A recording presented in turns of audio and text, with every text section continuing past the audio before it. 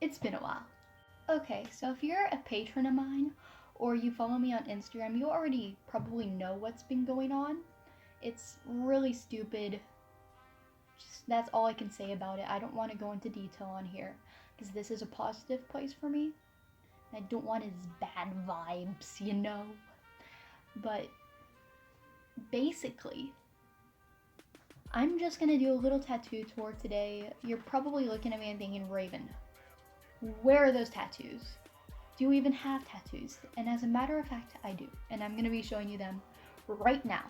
Alright, so my first one, this little planet that you can barely see. All of my tattoos are stick and pokes. And I apologize for the bug bites. I live in Texas and you could put a saddle on the mosquitoes here. Yeah, so I got my tiny planet to sort of symbolize we're small in this universe. We are insignificant. And there's a beauty in that because honestly, we let our egos get the hold of us most of the time, and that's something I really want to avoid. So I thought what better way to symbolize that than through a tiny planet.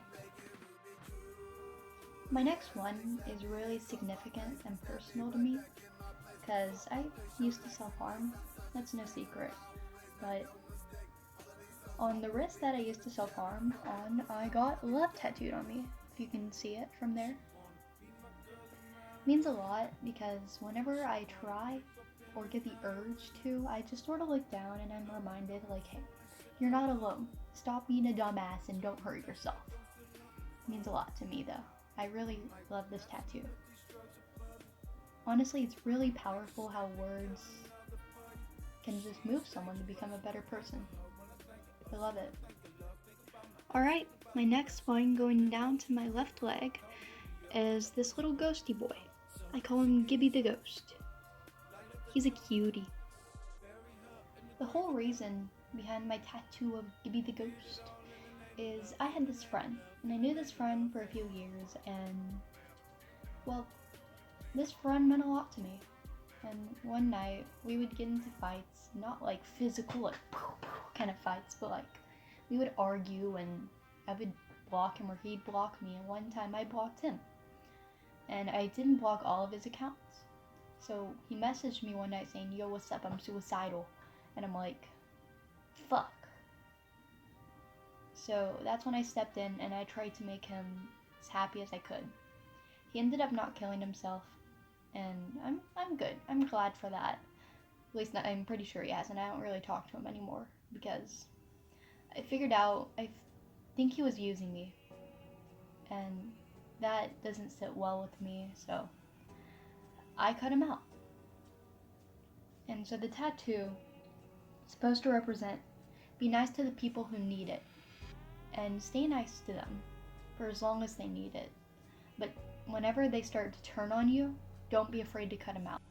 My last and final tattoo is supposed to be the Nirvana smiley face, except I really fucked up on it and I forgot the tongue. But yeah.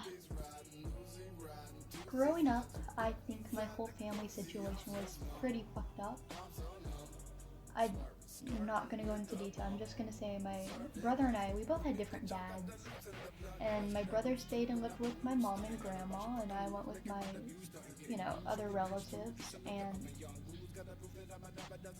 it got hard sometimes. I missed him a lot. And I remember, I have this memory, I've always remembered it. I was probably about 7 or 8 years old. I was in my brother's room with him and our family friend, and we were all listening to Nirvana. It was the album, I can't remember the name, but it was the one with Come As You Are with the little baby on it. And that's one of my favorite albums, just because of the memories I have associated with it.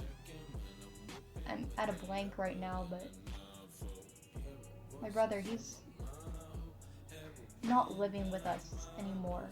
Like, we've only lived together once, and that was for about 3 months. And I miss him a lot. So yeah, there you have it. That's all my tattoos, and this one's emotional for me, I'm not gonna lie. I have some meaning behind them. It's really there, man. It hurts to talk about some of them, but it's what I'm here to do. Bye.